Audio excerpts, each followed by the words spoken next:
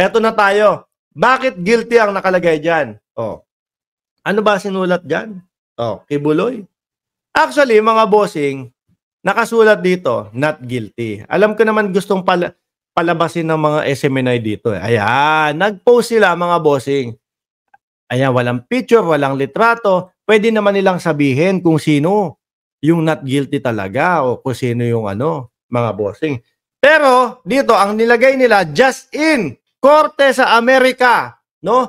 Ibinasura ang mga kasong human rights o human trafficking, forced labor at money laundering versus KOJC leader. Ngayon, hindi po nila mailagay yung mismong pangalan kung sino yon, mga kababayan. Ano?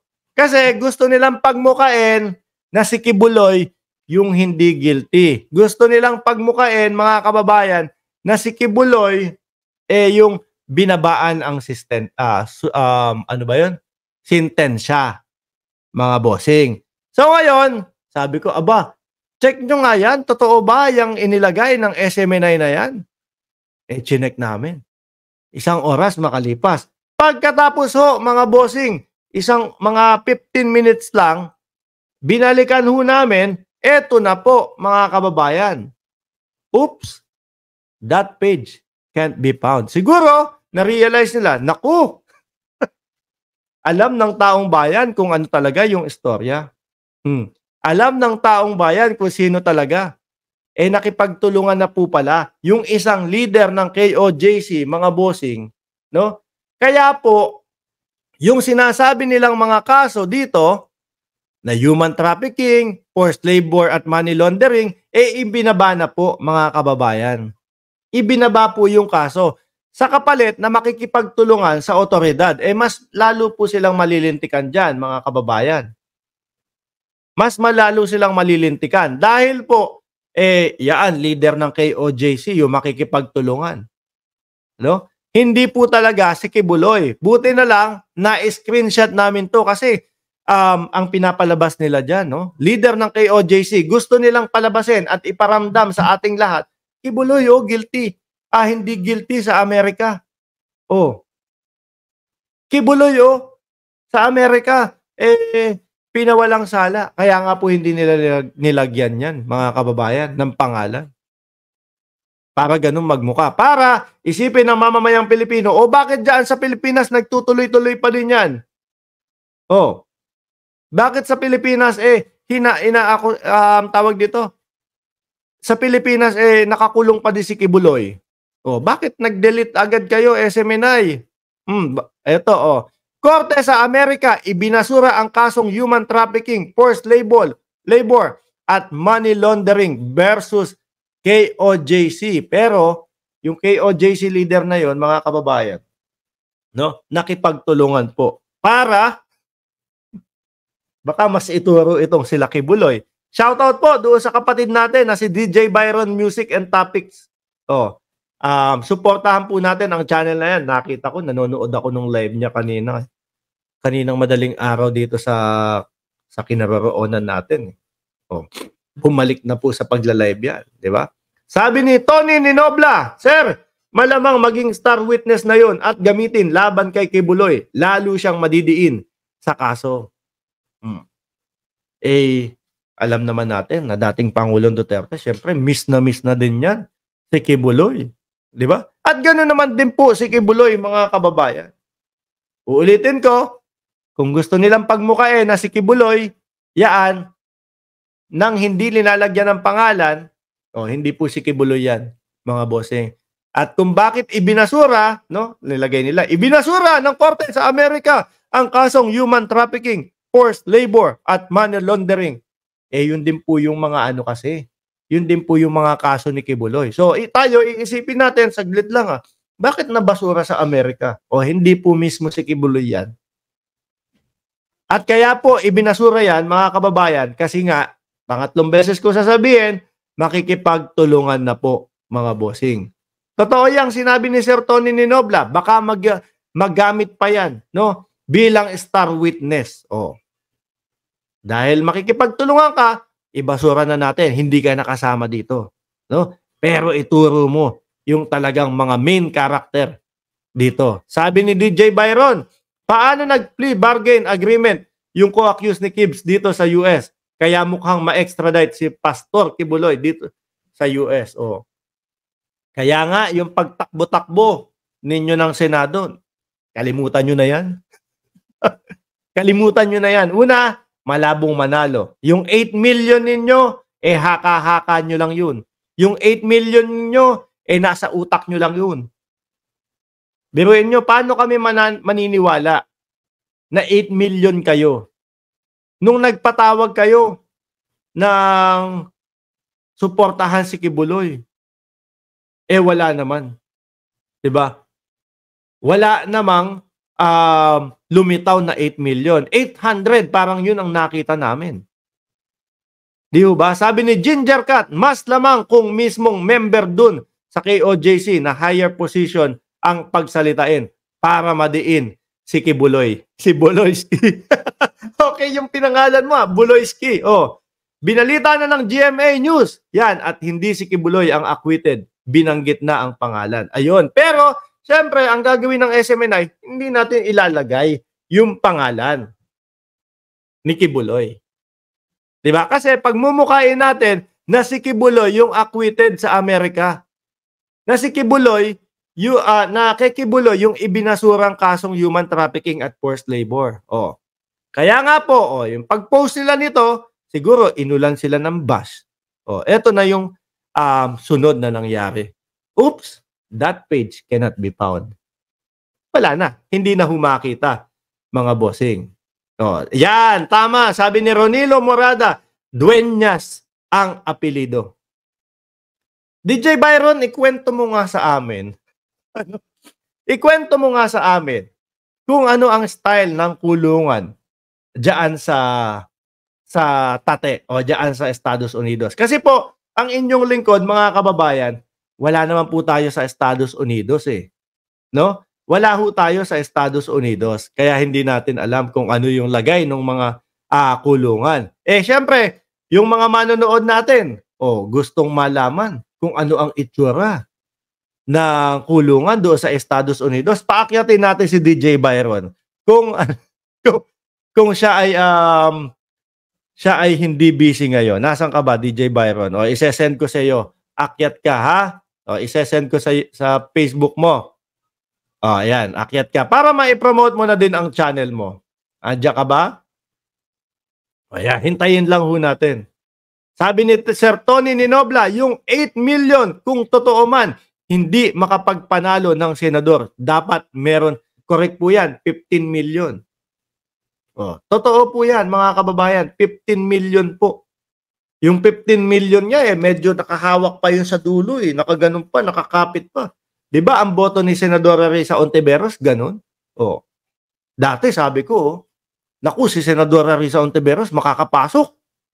Yari tayo. No? Kailangan hindi makapasok to. Buti na lang po. Umabot, mga kababayan. Buti na lang po umabot, mga bossing. Kung hindi, sayang. Wala tayong Risa Ontiveros na hahalongkatin po yung pogo. Na makikita po na hindi pala Pilipino yung nakaupo. Di ho ba, mga kababayan? Yun pa lang po Yun pa lang po. Asan na ba si DJ Byron? DJ, asa ka na? Pasok ka na. Maikli lang po, no? Kakapanayin natin si DJ Byron, mga kababayan. Alamin natin kung ano ang itsura nung oblo o nung kulungan sa Estados Unidos. Ayan, malamang alam niya. Ako dito sa Cayman Islands, alam ko kung ano ang itsura ng kulungan dyan, ng kulungan dito Si DJ Byron naman po. Nag-isang ba si DJ Byron? San Diego yata. San Diego o San Francisco? Kasi minsan magkikita kami nito sa California. Ayan, papasok na po yan. Umiikot na po yan, mga kababayan. Ang tanong, handa na ba si Kibbs makatrabaho si Risa Ontiveros? Sabi ni Che Halpak. Baka po ang sagot lang niyan ni Kibuloy, tatahimik na lang po ako. Kasi po, meron ng mga kasong ikinaso sa akin. Ganun ang magiging sagot ni Kibuloy dyan, mga kababayan. Sana ba ako? Sabi dito ni Jasmine Garbin, dito sa Netherlands, sosyal ang mga nakakulong. Masarap ang pagkain at naka-aircon pa ang selda. O, biruin nyo yun. Sa Pilipinas, bakit kaya, tingin ko naman maganda yung kulungan doon sa Oblo ng Estados Unidos. Bakit ayaw pumunta ni Kibuloy doon? Kesa naman sa Pilipinas. Sa Pilipinas, nakita mo, seksikan sila doon. Nakita mo yung ibang mga nandoon, ginagalis na. Di ba? Sabi ni June Ebo, I was pusoy on KOJC member na hindi siya makulong para makipagtulungan sa FBI pero malabong ikulong. Ayan na po si DJ Byron. Kapatid, kamusta? Rinig mo ako? Rinig ka namin. Kamusta? Akala nyo Mark Ramos lang ang gwapong-gwapong government supporter na na tawag dito, na vlogger. Ayan po, si DJ Byron. Kapatid, kwento mo nga sa kanila. Ano ba itsura ng kulungan dyan? So, ganito, may dalawang klaseng kulungan dito, pero good morning po sa inyo lahat muna, or good evening. May dalawang klaseng kulungan dito, may federal prison at may state prison. Yung federal prison dito, yun yung mga heinous crime at yung matatagal ang sentence, like 20 years pataas, o lifetime imprisonment. Meron din dun yung tipong mga death penalty na sa federal prison. So yung mga kinakaharap na kaso ni Kibuloy, pasok yan sa federal crime dito sa US. So, at yung mga federal prisoner dito, yun yung mga high-profile case, mga high-profile na criminal. Parang si PDD, yung mga yan, si Jeffrey Epstein. So yung si Kibuloy, pag pumasok yan dito sa federal prison, kung magiging guilty siya sa mga kaso niya, malamang ang mga patawan sa kanya, hindi siya magkaroon ng plea bargain agreement, 15 years pataas ang tulong. Ay, dyan na matetegi sa Oblo si Kibuloy. Oo. Kasi kung 75 na yan, hindi naman natin pinapanalangin na mategi si Kibuloy. Tama. Diba? Hindi naman natin pinapanalangin na mapabilis siya. Pero, real talk lang, kapag ka naka-80 ka, 85, na yun? Di ba na yun? 70 plus na siya, di ba? Oo. Di ba? Kapag ka 85 ka o 90, medyo talagang wala na yun eh. Delegado ka na. Doon napatapos yung buhay ng tao, di ba? Oo. Saka mas mahigpit ang federal prison. Sobrang higpit yan. I don't know kung may mga chance na magkaroon ng parol, pero bibihira. Kasi nga, yung ginawa mong heinous crime, pasok na para sa federal.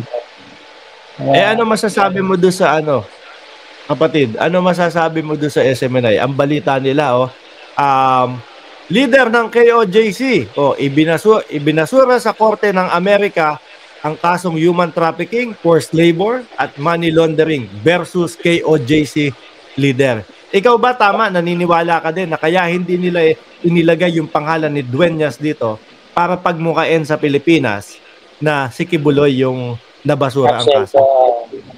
Yeah, diba? Ganun lang naman yan eh. Kung sa baga binibigyan nila ng false hope yung mga member nila pala. Oo. False hope yan. Parang yung sa sinabi nung huhulihin na siya.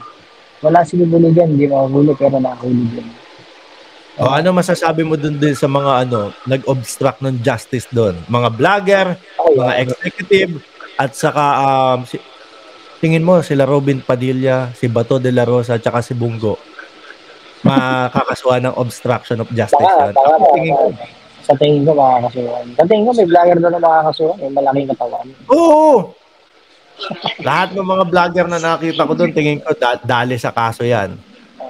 Tsaka akala ni Kibuloy, porque tatakbo siya ng senador, meron siya, ma-abstain siya dito sa US. Wala, extradite ka dito Kibuloy kahit tumakbo ka ng senador. Wala ka immunity dito sa US. Pasok pa din dyan sa Oblo, Tingin mo yung pagtakbo nila sa yung pagtakbo niya sa Senado para magkaroon ng immunity tapos hindi siya magkakaroon ng immunity kung hulihin at hulihin. Kasi yung malaking bagay na yung nagkaroon ng plea bargain agreement kasi ang ang goal ng US prosecutor ay mahulog yung head, yung Oo, ulo yung ng pinakaulo. krimen. Oo. Eh, sino pinakaulo? Sige, Kay Buloy. Buloy. Kaya nagkaroon ng plea bargain agreement yung co-accuse na dito sa US. Dali, Isasabihin lahat ano? ng nalalaman para hulihin ang ulo. Eh, ang ulo, nahuli na sa Pilipinas. Oh, Oh, wala di, na. wala Mukhang na. talaga. Kaya nga yung sinasabi ko sa kanila, yung pagtakbo ng Senado ni Kibuloy, sayang lang sa oras nila yun. Sayang lang sa pera nila yun. Ha? Ano? Tsaka, Pero, sa mga vloggers, hindi sayang yun kasi content para sa kanila, di ba? tama. Magmumukha silang kaawa-awa nun. Tama. Oh. Hindi, tsaka akala ko ni Gibuloy mananalo siya senador. DJ Byron, Oo. nakita kita, nag-live ka na ulit eh. Bumalik ka na sa Oo, pagla-live eh. babalik ko I-promote lang mo galing ngayon channel Pilipinas. mo bago tayo matapos. Ayaw nga po pala, my name is DJ Bar Music and Topic na matagal, mga 15 days or 20 days kasi umuwi ako ng Pilipinas. Yun nga, nagkita kami nila Brother Mike sa kanila Kuya Oo. Nino, nila Papa Trix, nila BNJ. So, yeah, kung may time kayo, silipin niyo po yung channel ko, DJ Bar Music and Topic TV. Political vlogger po ako, siyempre pro-admin. Tagal na ako sumusuporta sa administrasyon. Oo. Kaya patuloy lang natin support ang administrasyon natin. Nakikita naman natin direction. Yeah. Ayun. Pakisuportahan po mga kababayan na yung DJ Byron Music and Topics TV, yun po yung mismong channel niya mga bossing. Isang type nyo lang sa YouTube yan, lalabas na po yan. Magpapaalam na kami mga bossing. Chief Amo sir, kapatid, salamat ha sa Salamat. iyong pagpapaunlak. Okay? So maraming salamat po mga boss, Chief Amo sir. Paalam po hanggang sa muli mga kababayan.